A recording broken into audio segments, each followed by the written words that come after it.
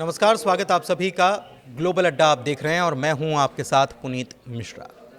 Qatar पर Israeli हमले के बाद मुस्लिम देशों का जुटान पश्चिमी देशों को एक संदेश दे रहा है, क्योंकि मीटिंग में कई ऐसे देश भी शामिल हो रहे हैं जो इजराइल से नज़दीकी बढ़ाने के लिए कभी राजी हुए थे। और ऐसे में अरब इस्लामिक समिट से निकला संदेश काफ़ी कुछ तय करने वाला है। दोहा, कतर की राजधानी, जहां से आज से अरब इस्लामिक समिट की शुरुआत हो चुकी है और इसमें 50 से ज़्यादा मुस्लिम मुल्क इकट्ठा हो रहे हैं। दोहा पर इजरायली हमले के बाद ये पहला मौका होगा जब इतनी बड़ी तादाद में मुस्लिम देश एक साथ बैठेंगे और यहाँ से निकला हुआ मैसेज इजराइल नहीं बल्कि अमेरिका को भी बेचैन कर सकता है। इजराइल ने गाज़ा में जो किया उससे तो पहले ही मुस्लिम देश खफा चल रहे हैं, लेकिन कतर में अटैक के बाद हालात बिल्कुल उलट हो चुके हैं। दूसरी तरफ यूएन में पाकिस्तान का नाम लेकर जिस तरह से इजराइल ने फटकार लगाई, उससे कई देशों की बेचैनी भी बढ़ चुकी है। कतर पर इजरायली हमले ने अमेरिका का साथ देने वाले खाड़ी अरब देशों को भी एकजुट होने पर यूं कहें कि मजबूर कर दिया है। इससे संयुक्त अरब अमीरात यूएई और इजराइल के रिश्तों में और तनाव बढ़ गया है, जिन्होंने 2020 में आपसी संबंध सामान्य किए थे। किसके जरिए? अब्राहम अकॉर्ड के जरिए। अब ये इमरजेंसी शिखर सम्मेलन जो हो रहा है, अरब लीग और इस्लामिक सहयोग संगठन यानी कि ओआईसी के सदस्यों को एक मंच पर लेकर आ रहा है और इसमें विदेश मंत्रियों की बैठक भी हुई है। कब हुई है? ये रविवार को हो गई। इसमें एक मसौदा जो है वो लाया गया जिस पर चर्चा की गई और अरब लीग के महासचिव अहमद अबुल गैत ने अशरक अल अवसत अखबार से कहा है कि ये जुटान एक संदेश है कि कतर अकेला नहीं है, अरब और इस्लामिक देश उसके साथ खड़े हुए हैं। नेतन्याहू का अल्टीमेटम भी इस बीच सामने आया। 9 सितंबर के हमले पर जब मुस्लिम देशों ने इजराइल को घेरना शुरू किया तो बेन्यामिन नेतन्याहू ने साफ कर दिया कि दुश्मन जहां भी छिपे होंगे हम उन पर वार करेंगे ही करेंगे। कतर की सरकार को यह चेतावनी भी दी गई नेतन्याहू की तरफ से कि या तो हमास नेताओं को वहां से निकाल दो या उन्हें न्याय के कटघरे में लेकर आओ, क्योंकि अगर तुम नहीं करोगे तो फिर हम करेंगे। और हमने करा भी। कतर लगभग 2 साल से जारी गाजा युद्ध को खत्म करने की कोशिशों में लगा हुआ है और कतर ने इजराइल पर शांति की संभावनाओं को खत्म करने के आरोप भी लगाए। दरअसल कतर में दोहा में जहां पर अटैक किया गया इजराइल की तरफ से, वहां पर हमास के नेता मौजूद थे और हमास के नेता जो मौजूद थे वो बातचीत इस बात को लेकर कर रहे थे कि कैसे भी युद्ध विराम हो जाए और उसमें अगर बंधकों को छोड़ना है, जो अमेरिका की तरफ से प्रस्ताव आया था, वो उस प्रस्ताव पर क्या किया जाए। लेकिन इस बीच अटैक कर दिया जाता है इजराइल की तरफ से, इसलिए कतर ये आरोप लगा रहा है। लेकिन यूएई भी नाराज है, अमेरिका का सहयोगी है, कतर भी सहयोगी है, लेकिन अमेरिका का सहयोगी और अब्राहम अकॉर्ड के तहत इजराइल से जो ताल्लुकात हैं उसको सामान्य करने वाला यूएई देश जो है वो भी इस हमले से नाराज है। शुक्रवार की बात है, उसने इस मुद्दे पर इजराइल के डिप्टी एम्बेसडर को तलब भी कर लिया था और नेतन्याहू के हालिया बयानों को शत्रुतापूर्ण बताया है। यूएई कह रहा है कि कतर की स्थिरता जो है खाड़ी सहयोग परिषद यानी जीसीसी के सभी सदस्य देशों जिसमें सऊदी अरब भी शामिल है, इसकी सुरक्षा और स्थिरता का अभिन्न हिस्सा है। इधर डोनाल्ड ट्रंप क्या कर रहे हैं? डोनाल्ड ट्रंप ने इजराइल के हमले पर नाखुशी जताई है। उन्होंने कहा है कि इस कदम से न तो इजराइल और न ही अमेरिका के टारगेट्स आगे बढ़े हैं। ट्रंप ने कतर को करीबी सहयोगी बताया जो कि शांति लाने की कड़ी कोशिश में लगा हुआ है और यह भी कहा कि हमास को ख़त्म करना एक सराहनीय लक्ष्य ज़रूर है। हमले के बाद उन्होंने कतर के अमीर शेख तमीम बिन हमद अल थानी से ये कहा कि ऐसी घटना दोबारा उनकी ज़मीन पर नहीं होगी। तो क्या ट्रंप इस बात की गारंटी दे रहे हैं? सवाल ये भी है। क्यों? क्योंकि इजराइल जो है वो जो भी कदम उठाता है, ऐसा होता नहीं कि अमेरिका को उसकी खबर ना हो।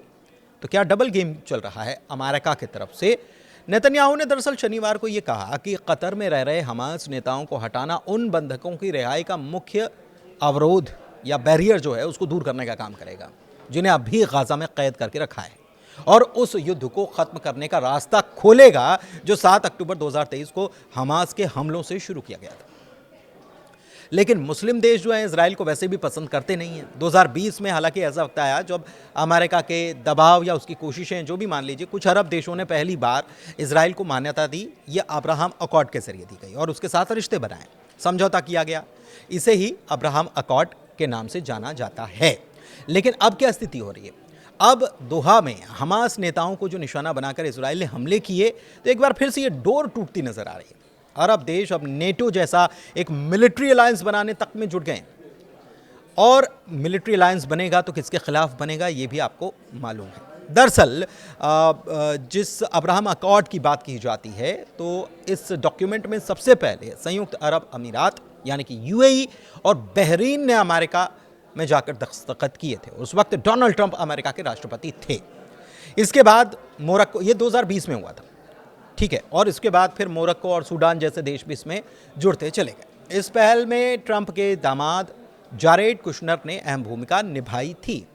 अब समझौता अहम क्यों है? क्योंकि 25 साल बाद किसी अरब देश ने इजराइल को मान्यता देने का काम किया था, और इसीलिए इसे बहुत बड़ा कदम उस वक्त माना गया। और सबसे बड़ा तोहफा इजराइल को यूएई से रिश्ता मिलने का था, क्योंकि तेल कारोबार की दुनिया में वो बड़ी ताकत है ही, और पूरे खाड़ी क्षेत्र पर उसका असर भी है। और रिश्तों से व्यापार, सुरक्षा, रक्षा, टेक्नोलॉजी के दरवाजे भी खुले हैं इजराइल के लिए।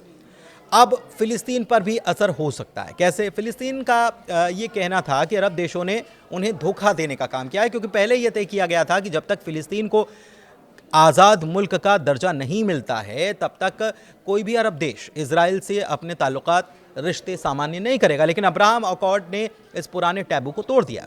अब अभी हालात कैसे हैं?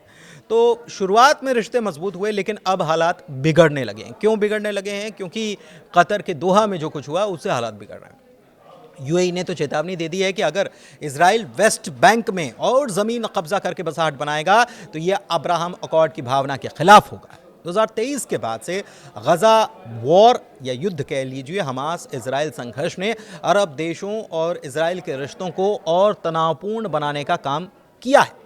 लेकिन अमेरिका क्या चाहता है? अमेरिका कोशिश कर रहा है कि सऊदी अरब जैसे बड़े देश भी इस समझौते में शामिल हो जाएं, अब्राहम अकॉर्ड में। लेकिन सऊदी अरब साफ कह चुका है कि जब तक फिलिस्तीन को एक मान्यता प्राप्त राज्य का दर्जा नहीं मिलेगा, तब तक वो इजराइल से रिश्ते सामान्य नहीं करेंगे। फिर भी अमेरिका लगातार इस समझौते में अरब मुल्कों को जोड़ने की कोशिश करता चला आ रहा है। हाल ही में ये भी चर्चा चल रही है कि अजरबैजान और कुछ सेंट्रल एशियाई मुस्लिम देश इसमें शामिल किए जा सकते हैं। लेकिन दूसरी तरफ जो हमने आपको बताया खबर की शुरुआत में कि 50 मुल्कों का जुटान हो रहा है, मुस्लिम मुल्क हैं और उनका जुटान हो रहा है, और वो तब हो रहा है जब गजा सिटी पर लगातार अटैक हो रहे हैं। दूसरी तरफ वेस्ट बैंक पर भी ज़मीन पर और बसाहट बनाने की इजराइल की तरफ से कोशिश की जा रही है। और इस बीच स्थितियां जो हैं वो ठीक नहीं कही जा सकती अमेरिका के साथ साथ इजराइल दोनों के लिए, क्योंकि कई सारे मुस्लिम मुल्क अगर एकजुट होते हैं, हालांकि ऐसा नहीं है कि इसके पहले नहीं हुए होंगे, इसके पहले भी कई दफ़ा हुए हैं, और फ़िलिस्तीन के मुद्दे पर बातें तो बहुत होती हैं, लेकिन उसके बाद क्या होता है ये हम सब देख चुके हैं। क्योंकि ईरान एक ऐसा मुल्क है जो फ़िलिस्तीन पर खुलकर बोलता नज़र आता है, और दूसरी तरफ तुर्की ने भी हाल ही में इसको लेकर कई सारे प्रतिबंध और रिश्तों को ख़त्म करने जैसे कदम उठाए हैं इजराइल के साथ। लेकिन बाकी मुस्लिम देश जो हैं वो बोलते तो हैं, लेकिन उतनी मुखरता से नहीं बोलते नज़र आते हैं।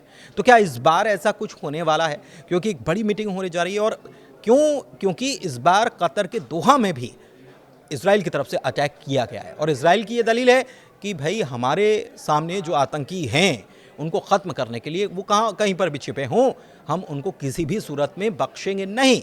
लेकिन अमेरिका ये वादा कर चुका है कि कतर के साथ अब ऐसा नहीं होगा। तो क्या इजराइल अमेरिका की मानेगा, या फिर अमेरिका और इजराइल के बीच कुछ अलग ही घुट्टी पकाई जा रही है? बहुत धन्यवाद ग्लोबल अड्डा देखने के लिए।